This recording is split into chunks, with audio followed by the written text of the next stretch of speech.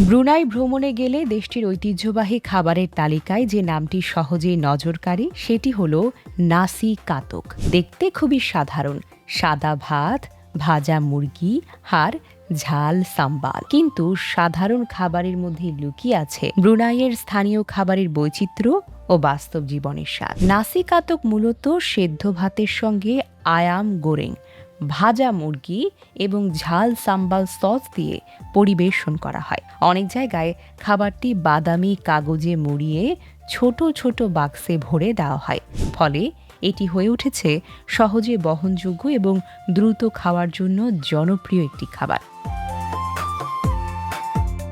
তবে নাসি কাতকের মজার দিক হলো এক দোকানের স্বাদ আরেক দোকানের মতো নয়।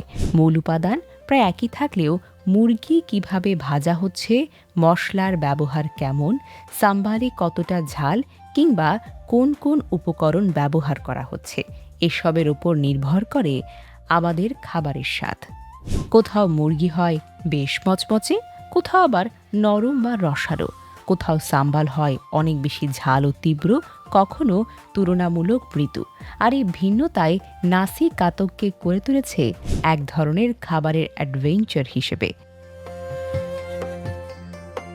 ব্রুনাইয়ের ব্যস্ত জীবনযাত্রায় কম খরচে পেট ভরানোর পাশাপাশি স্থানীয় স্বাদ উপভোগ করতে অনেকেই বেছে নেন এই খাবার। পর্যটকদের কাছেও নাসি কতক হতে পারে দেশটির দৈনন্দিন খাবারের সংস্কৃতিকে কাছ থেকে অনুভব করার সহজ একটি উপায়। অর্থাৎ বিলাসবহুল কোনো রেস্তোরাঁ নয়, সাধারণ একটি খাবারের প্যাকেট খুলেই পাওয়া যেতে পারে ব্রুনাইয়ের মানুষের দৈনন্দিন জীবনের এক বাস্তব স্বাদ। আর সেই স্বাদ খুঁজতেই নাসি কাতক হয়ে উঠতে পারে ভ্রমণ পিপাসু মানুষের জন্য ছোট্ট কিন্তু দারুণ এক অ্যাডভেঞ্চার।